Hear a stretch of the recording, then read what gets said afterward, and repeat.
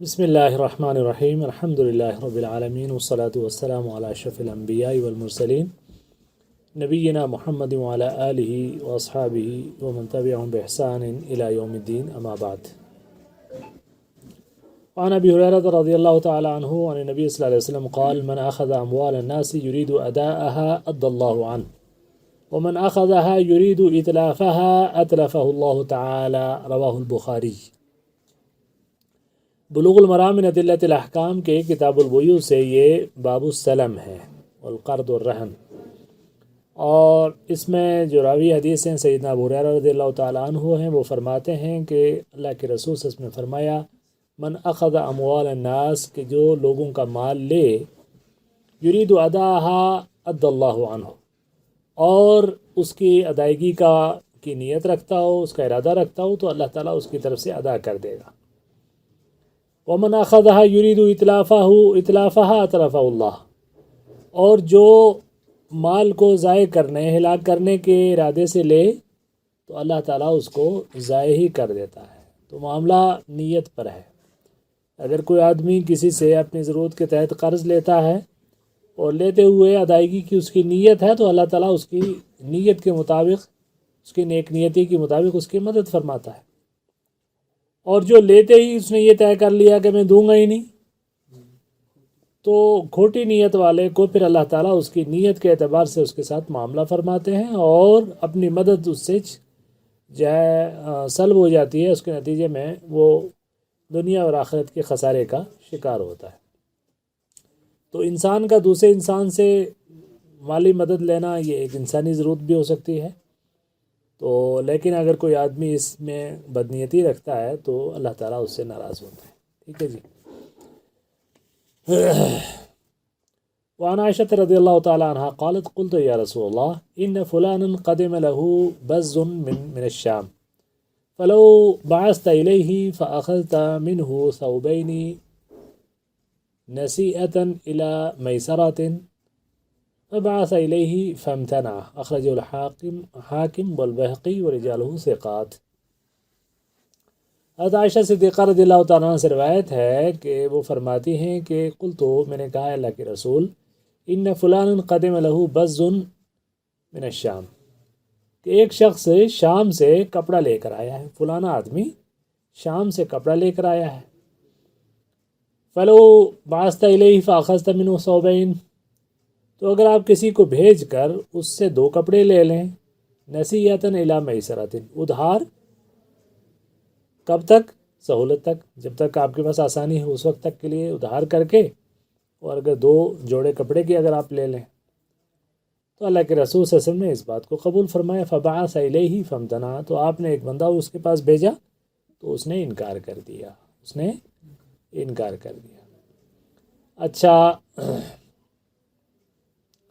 یہ اصل میں یہودی تھا، اس کا نام حلیق، روایتوں میں آتا ہے حلیق، اور یہ بڑا بخیل اور اللہ کے رسول صلی اللہ علیہ وسلم سے انتہائی بغض اور نفرت رکھنے والا شخص تھا۔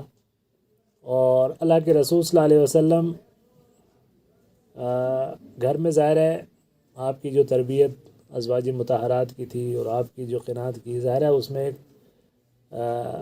شدید ضرورت اور حاجت کے تحت ہی سیدہ عائشہ صدیقہ رضی اللہ تعالیٰ عنہا نے آپ تک یہ بات پہنچائی، اور آپ نے بھی اسے قبول کیا۔ ظاہر ہے اہل خانہ کی جو جائز خواہش ہے اس کو پورا کرنا ذمہ داری ہوتی ہے۔ تو اللہ کے رسول صلی اللہ علیہ وسلم نے اس چیز کو مد نظر رکھتے ہوئے اس آدمی کے پاس آدمی بھیجا، لیکن اس نے منع کر دیا، بات ختم ہو گئی۔ تو اس سے 2-3 چیزیں پتہ چلتی ہیں، اور اس میں جو اہم ترین بات ہے کہ وہ حسب ضرورت قرض لیا جا سکتا ہے، حسب ضرورت قرض لیا جا سکتا ہے، وہ کسی غیر مسلم سے بھی لیا جا سکتا ہے، اس میں بھی کوئی حرج نہیں۔ اسی طریقے سے کسی بھی غیر مسلم کے ساتھ، چاہے اس کا کاروبار میں حرام کا بھی شائبہ ہو، جیسے اس زمانے میں یہود جو ہے وہ ہر طرح کا سود وغیرہ کا کاروبار کرتے تھے، لیکن ان سے مالی لین دین تجارتی طور پر، اور ایسا معاہدہ جس میں کوئی سود کا شائبہ نہ ہو، تو وہ کیا جا سکتا ہے، اس میں کوئی حرج نہیں ہے، اور اس سے قرض کا معاملہ بھی کیا جا سکتا ہے۔ قرض دینے سے منع کرنا اس میں نہیں، ظاہر وہ یہودی تھا، اس نے منع کر دیا، تو اس پہ کیا؟ کوئی अगर कर्ज मांगे तो कर्ज मतलब आप देने वाले को इख्तियार है वो चाहे दे। हाँ वो उसको इख्तियार है, वो अगर हो सकता है उसके पास गुंजाइश ना हो, या हो सकता है कि उसे एतमाद ना हो, क्योंकि कर्ज़ का लफ्ज़ी माना ही होता है काटना। मिक़राज़ उसी लिए कैंची को कहा जाता है। तो आम तौर पर इस लफ्ज़ को इससे भी इसका इस्तेमाल ये मिक़राज़ मोहब्बत है, एतमाद ख़त्म हो जाता है। लोग लेते हुए लोगों का रवैया कुछ होता है, देते हुए कुछ होता है। लेकिन ये सब कुछ होने के बावजूद जो है कर्ज़ किसी की ज़रूरत पूरी करना, अल्लाह के रसूल से फरमाया कि जो किसी की ज़रूरत पूरे करे तो अल्लाह ताला क़यामत के दिन जो मन नफ़स आन मुस्लिमीन कुर्बतन नफ़स अल्लाहु अन्हु बिहा कुर्बतन इन कुर्बात यौमिल क़ियामा, कि जो किसी मुसलमान भाई की किसी मुसीबत और परेशानी में उसकी हाजतमंदी करे तो क़यामत के दिन अल्लाह ताला उसकी परेशानियों में उसकी हाजतमंदी फरमाएगा। तो इस एतबार से ये तो बहुत ही फजीलत वाली बात है कि किसी की मदद की जाए, उसको कर्ज़ दिया जाए। लेकिन अगर कोई आदमी उसके पास देने की गुंजाइश नहीं है या उसे अगले पर एतमाद नहीं है, तो वो अगर इनकार भी करता तो वो गुनहगार नहीं है।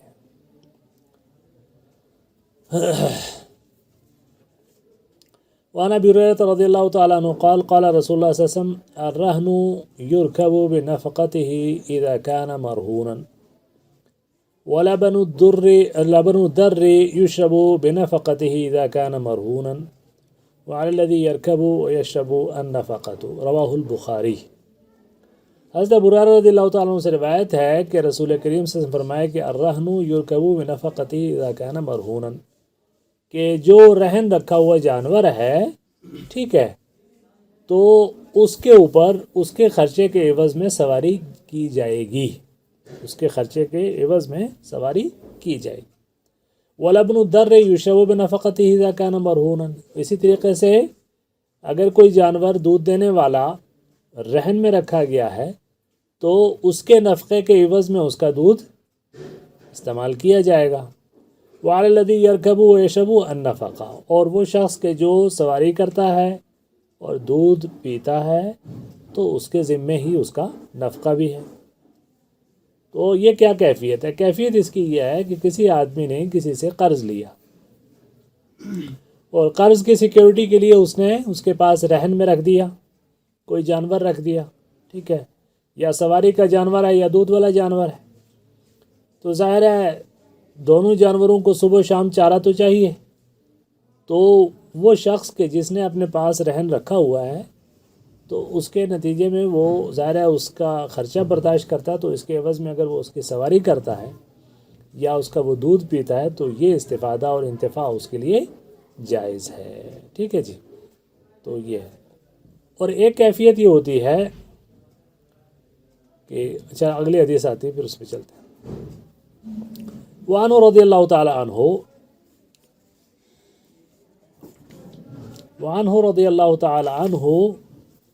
क़ाल क़ाल रसूलुल्लाह सल्लल्लाहु अलैहि वसल्लम ला यग़लक़ु अर्रहनु मिन साहिबिही अल्लज़ी रहनहु लहु गुन्मुहु अलैहि गुरमुहु, कि हज़रत अबू हुरैरा रज़ियल्लाहु तआला अन्हु से ही रवायत है कि रसूलुल्लाह सल्लल्लाहु अलैहि वसल्लम ने फरमाया कि ला यग़लक़ु अर्रहनु मिन साहिबिही अल्लज़ी रहनहु, जिस शख्स ने कोई चीज़ गिरवी की है तो उससे मालिक को उससे रोका नहीं जाएगा, यानी उसकी मिल्कियत से वो बाहर नहीं जाती। लहू गुन्मुहु अलैहि गुरमुहु, उसका फ़ायदा भी उसका है और उसका नुकसान भी उसका है। अगर वो तल्फ़ हो जाए तो भी नुकसान उसका है। अच्छा, इस मामले में रहन वाले मामले में ये चीज़ ज़हन में रखिए कि आपने किसी के पास कोई चीज़ रहन रखी है तो रहन रखने के बाद आपकी मिल्कियत उससे ख़त्म नहीं होती, मिल्कियत आपकी है। अगर वो नुकसान हो जाती है, वो चीज़ मर जाती है तो भी आपकी है, वो बाकी रहती है तो भी आपकी है। सिर्फ अगर वो इस तरह की कोई चीज़ है कि जिस पर ख़र्चा आ रहा है तो ख़र्चे के एवज़ में जिसके पास रखा हुआ वो उससे इस्तिफ़ादा और इंतफ़ा कर सकता है, उससे ज़्यादा नहीं। अब मिसाल के तौर पर किसी की कोई जायदाद है, दुकान है, मकान है, बिल्डिंग है, ये रहन रखी गई है तो इसका क्या हुक्म है? क्या जिसके पास रहन रखी गई उसको आगे वो किराए पे उठा सकता है? नहीं उठा सकता, उसको किराए पे نہیں اٹھا سکتا، یہ ناجائز ہے اس کے لیے کہ کرائے پہ اٹھائے۔ ہاں جو شخص جس کے پاس ہے وہ اگر کرائے پہ اٹھا دیتا ہے اور اس مطلب جو مالک ہے اس کو کرایہ ملے گا، اگر وہ کرائے پہ بھی ہے تب بھی کرایہ اس کے مالک کو ملے گا۔ اور آج کل جو بینکوں کا ایک حساب ہوتا ہے اس میں یہ ہوتا ہے کہ کوئی بھی بلڈنگ وغیرہ یا دکان یا اس طرح کی چیزیں بینک جو ہے وہ اپنے پاس بطور گروی رکھ کے قرض دیتا ہے، اور پھر بینک ہی اس کو کرائے پہ اٹھا دیتا ہے۔ تو بینک ہی اس کو کرائے پہ اٹھا دیتا ہے اور اس کا کرایہ وصول کرتا ہے بینک، تو یہ ناجائز ہے، شرعی طور پر یہ جائز نہیں۔ تو یہ ذہن میں رکھیے گا اس کو۔ اچھا، اگر کوئی ایسی چیز ہے مطلب کہ کوئی چھوٹی چیز جس کا نہ تو کوئی کیا نام ہے کہ مطلب اس کا کوئی خرچہ نہیں، نہ ہو تو پھر اس کو تو نہیں استعمال کیا جائے؟ نہیں کوئی چیز مثال زیور ہے اس طرح کی کوئی چیز ہے اس کو استعمال نہیں کیا جائے گا، وہ محفوظ رہے گی، اس کی امانت ہے۔ پیسہ ہے اس کو استعمال نہیں کیا جائے گا، پیسہ تو ظاہر ہے، قرض تو اس کا مطلب سونا چاندی اس طرح کی چیزیں زیور لوگ رکھتے ہیں یا کچھ چیزیں ہیں تو ان کو بالکل نہیں استعمال کیا جائے گا، ان کو رکھا جائے گا۔ اس مدت کے بعد اگر وہ چیز پوری نہ ہوئی تو پھر استعمال کریں؟ نہیں، پھر بھی اس کو رہن کو ضبط کرنے کا شرعی اختیار نہیں ہے، اس کو رہن کو ضبط رکھنے کا شرعی اختیار نہیں ہے۔ وہ اگر نہیں دے سکا تو پھر وہ آئے گا اور آ کے کہے گا کہ بھی میں نہیں دے سکتا آپ کو پیسے، یہ جو چیز میں نے آپ کے پاس رہن رکھی ہے اس کی قیمت متعین کیجئے، تو ٹھیک ہے آپ لے لیجئے۔ تو وہ اس کی مرضی سے سودا ہو سکتا ہے، مرضی سے سودا ہوگا، اس رہن کو ضبط کرنے کا اختیار نہیں ہے۔ اچھا، پھر وہ قرض بھی باہر رہے گا اس چیز سے؟ ہاں سودا ہو جائے گا، ظاہر ہے اس میں بیاڑ سکتا ہے، وہ اس کو اس میں منع کر سکتا ہے، لیکن یہ نہیں ہوگا کہ بھئی ٹھیک ہے تو نہیں دے سکا تو اب تیری چیز میری ہوگی، یہ جائز نہیں۔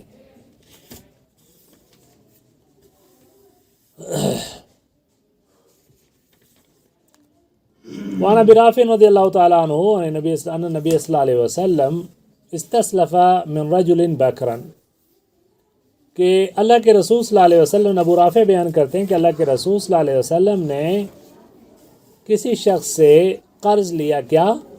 ایک جوان اونٹ۔ بکر کس کو کہتے ہیں؟ جوان اونٹ کو۔ فقدمت علیہ ابل من ابل الصدقہ، تو آپ کے پاس صدقے کے اونٹ پہنچ گئے، ٹھیک ہے۔ فامر ابا رافع ان یقضی الرجل بکرہ، تو اللہ کے رسول صلی اللہ علیہ وسلم نے ابو رافع کو حکم دیا، جو مال کے ذمہ دار تھے، اس کے مال صدقے کے ذمہ دار تھے، ان کو یہ حکم دیا کہ بھئی اس شخص کو اس کا جوان اونٹ واپس دے دو، ظاہر ہے جس طرح کا ہم نے لیا تھا ویسا ہی اس کو واپس دے دو۔ فقال لا اجد فیہا الا خیارا رباعیا، تو ابو رافع نے فرمایا کہ لا اجد فیہا الا خیارا رباعیا، میں ان میں نہیں پاتا، صدقے کے اونٹوں میں اس طرح کا اونٹ نہیں پاتا، مگر میں کس طرح کا پاتا ہوں؟ خیارن، بہترین قسم کے، عمدہ قسم کے اونٹ، رباعین، 4 دانتوں والے۔ یہ تقریباً 7 سال کی عمر میں اس طرح کا جانور تیار ہوتا ہے، اور یہ سب سے اچھا اونٹ تیار سمجھا جاتا ہے جو 7 سال کی آئیڈیل عمر میں ہو اور اس کے 4 دانت، وہ جس کو ہم چوگا کہتے ہیں، 4 دانت چڑھا چکا ہو، تو یہ ہے۔ اب کیا ہوگا؟ فقال، آپ نے فرمایا اعطہ ایاہ فإن خیار الناس احسنهم قضاء، کہ اس کو دے دو وہی، تو بے شک لوگوں میں بہترین وہ لوگ وہ ہیں کہ جو ادائیگی میں سب سے اچھے ہیں، سب سے بہتر وہ لوگ ہیں کہ جو ادائیگی میں سب سے اچھے ہیں۔ اب یہاں مسئلہ یہ پیدا ہوا کہ آپ کو پتہ ہے بھی قرض کے اوپر جو اضافہ ہوتا ہے وہ کیا ہوتا ہے؟ سود ہوتا ہے۔ تو یہاں مثال کے طور پر دواندے کے بدلے میں چوگا دیا جا رہا ہے، جو سب سے اچھا دیا جا رہا ہے، تو اضافہ ہے۔ تو یہ جو اضافہ ہے یہ سود نہیں ہوگا، چونکہ معاملہ کرتے ہوئے جب لیا گیا تھا تو اس وقت اس اضافے کا تذکرہ نہیں تھا۔ اور اللہ کے رسول صلی اللہ علیہ وسلم، حضرت جابر کی روایت میں بھی ہے کہ میں نے جو ہے کیا کہتے ہیں اس کو، میں نے اللہ کے رسول صلی اللہ علیہ وسلم نے مجھ سے کچھ قرض لیا، تو جب آپ نے واپس دیا تو کچھ اور اچھا بھی زائد بھی دیا۔ تو یہ جو زائد بطور احسان دیا جاتا ہے یہ دیا جا سکتا ہے، لیکن اس کے ساتھ یہ کوئی شرط، یہ کوئی معاہدہ، اور یہاں تک کہ یہ کوئی امید اور لالچ بھی نہیں ہونی چاہیے، کوئی امید اور لالچ بھی نہیں ہونی چاہیے۔ ہاں بطور مکافات، بطور احسان اگر کچھ دے دیا جاتا ہے تو دیا جا سکتا ہے۔ قرض میں قیمت بھی زیادہ رہے گی، ہیں؟ قرض میں اگر بعد میں قرض میں کچھ فرق دے دے بندہ اپنی طرف سے۔ ہاں وہی نا، آپ نے مثال کے طور پر کسی نے آپ کو 1000 روپے قرض لیا، آپ نے اس کو استعمال کیا، 1 مہینہ 2 مہینہ سال استعمال کیا ہے، تو واپس کرتے ہوئے بطور احسان اگر آپ اس میں 100 روپے مزید اضافہ کر کے 1100 دے دیں تو دے سکتے ہیں، اس میں کوئی حرج نہیں ہے۔ یہیں پہ ایک اور مسئلہ بھی پیش ہوا، عرب میں 2 مختلف قسم کی آج کل شادیاں ہو رہی ہیں، ان میں ایک ہے الزواج بنیت طلاق، ایک ہے الزواج المسیار، تو اس پہ بڑی بحثیں ویسے ہوتی رہتی ہیں۔ تو الزواج بنیت طلاق میں خاص عام طور پر ہوتا ہی ہے کہ جو عرب طلبہ جاتے ہیں یورپ وغیرہ میں پڑھنے کے لیے، اور وہاں دیندار لوگ ہوتے ہیں، وہاں بڑی اباحیت، اخلاقی طور پر بڑی برائیاں اور بڑا ننگا پن اور بے حیائی ہوتی ہے، تو وہاں جا کے اس ماحول میں اپنے آپ کو محفوظ رکھنے کے لیے وہ کیا کرتے ہیں کہ وہاں کی عورتوں سے شادی کر لیتے ہیں، وہاں کی عورتوں سے شادی کر لیتے ہیں، لیکن شادی کرتے ہوئے ان کے دل میں یہ نیت ہوتی ہے کہ ہم اس کو جاتے ہوئے طلاق دے دیں گے، اگر اچھی ثابت ہوئی، بہترین رفیق ثابت ہوئی، اسلام قبول کر کے اچھی ہو گئی تو ٹھیک ہے ساتھ رکھیں گے، نہیں تو ہم اس کو طلاق دے دیں گے۔ تو اس کو کہتے ہیں الزواج بنیت طلاق۔ اب اس پہ علماء کے ہاں بحث ہوئی کہ کیا یہ چیز جائز ہے کہ نہیں ہے، تو علماء میں بعض نے کہا جی جائز ہے، بعض نے کہا ناجائز ہے۔ تو جو اجلہ اہل علم میں ان کا تو یہ کہنا، خاص طور سے میرے استاد شیخ محمد بن محمد المختار الشنقیطی آج کے دور کے سب سے بڑے فقیہ مانے جاتے ہیں، تو وہ اس کی اجازت دیتے تھے۔ تو ہم نے خود ان سے اس موضوع پر بحث کی کہ بھئی یہ تو متع جیسی کیفیت ہوگی، تو متع میں اس میں کیا فرق ہے، متع میں اس میں کیا فرق ہے؟ تو انہوں نے یہی مثال دی، انہوں نے کہا دیکھیے آپ شرط رکھ کے اگر قرض کے اوپر کچھ دیتے ہیں تو وہ سود ہو جاتا ہے، اور بلا شرط دے دیتے ہیں تو بات ختم ہے، جائز ہے۔ اسی طریقے سے اگر آپ شادی کرتے ہوئے یہ طے کر دیتے ہیں اگلے فریق کے ساتھ کہ بھئی ہم تم سے 1 گھنٹے 2 گھنٹے 10 دن 5 دن 1 ہفتے کے لیے شادی کر رہے ہیں، تو وہ متع ہو جاتا ہے۔ اور اگر یہ کوئی ایگریمنٹ آپ کے درمیان طے نہیں ہے، آپ اپنی نیت کو اپنے دل میں چھپا کے رکھتے ہیں، اس سے اظہار نہیں کرتے، تو آپ کے لیے اس طرح کا جائز ہے۔ ہو سکتا ہے بعد میں طلاق ہوئی نا، ہو سکتا ہے بعد میں طلاق ہو ہی نہ، اور اس کو آپ باقی رکھیں۔ تو اس پہ بہرحال اسی طریقے سے زواج المسیار بھی ہے، زواج المسیار پہ تو بڑی بحثیں بھی ہوتی ہیں، بڑا مذاق بھی اڑایا جاتا ہے، اور شروع میں تو شیخ ابن عثیمین رحمہ اللہ جیسے عالم علماء نے اس کے حق میں کہا کہ یہ جائز ہے، پھر بعد میں اس پہ انہوں نے توقف اختیار کیا، خاموشی اختیار کی۔ اس کی کیفیت یہ ہوتی ہے کہ کچھ خواتین جو تعلیم حاصل کرتی ہیں، عمدہ اور اعلیٰ تعلیم حاصل کرنے کے بعد اچھے عہدے پر پہنچ جاتی ہیں، اور اس عرصے میں ان کی عمر بھی تھوڑا سا آگے ہو جاتی ہے، اور ان کو اپنا آئیڈیل مل بھی نہیں پاتا، تو وہ کیا کرتی ہیں ایسے موقع پر کہ جب وہ خود کھانے کمانے اور اپنے رہائش اور ہر چیز کے اہل ہو جاتی ہیں، تو پھر وہ اپنے لیے رشتہ ڈھونڈتی ہیں، اور رشتہ ڈھونڈنے کے بعد کسی بھی نوجوان سے یا جو آدمی اپنے طور پر آیا بیچارہ، اس سے کہتے ہیں بھی ٹھیک ہے آپ مجھ سے نکاح کر لیں، لیکن نفقہ اور سکنا آپ کے ذمہ نہیں ہوگا، وہ میرا اپنا ہے، آپ صرف میرے پاس فریکوینٹلی آتے رہیں، تو نہ میری آپ کے اوپر کوئی ذمہ داری، نہ آپ کی میرے اوپر کوئی ذمہ داری۔ تو کیا یہ نکاح جائز ہے کہ ناجائز ہے؟ تو شیخ ابن عثیمین رحمہ اللہ یا دوسرے علماء نے شروع میں کہا کہ بھئی اس میں تو نکاح کے سارے ارکان موجود ہیں، نکاح کے تو سارے ارکان موجود ہیں، اس میں کوئی ایک چیز بھی ایسی نہیں ہے کہ جو غیر شرعی ہو، تو پھر اس میں کیا حرج ہے؟ لیکن بعد میں اس پہ کچھ اخلاقی سوالات اٹھنے لگ گئے کہ بھئی اس طرح بھی کسی بھی اکیلی رہنے والی عورت کے پاس کوئی بھی نوجوان پہنچ جائے، لوگوں کو کہے جی میرا مسیار ہو چکا ہے، تو یہ ایک ایسا ہے کہ جو سماج میں ایک طرح سے شکوک اور شبہات اور کا دروازہ کھولنے والی چیز ہے، اس میں اس خاتون کی عزت پہ بھی حرف اٹھ سکتا ہے۔ تو اس اعتبار سے پھر علماء نے اس پہ تھوڑی سی کلام کیا، بعض اس کے جواز کے قائل ہیں، بعض توقف کے قائل ہیں، اس میں لمبی بحث ہے بہرحال۔ تو یہ صرف ایک برسبیل تذکرہ یہ بات آ گئی جو آپ تک پہنچے گی، اور آپ حضرات کو ان چیزوں کی اصل پتہ بھی ہونی چاہیے، تاکہ یہ لفظ کچھ لوگوں کے لیے بالکل نئے ہیں، تو اس کی اصل کیا ہے اور اس کی ضرورت کیوں پیش آئی وہ میں نے آپ کو بتایا. PCR کا لفظی معنی پتہ نہیں لفظی معنی کس معنی میں استعمال ہوا ہے. سارا یسیر و سیرن سے ہے، چلنے سے ہے، کبھی ٹھیک ہے چل یا کیا ہے تو اس کو.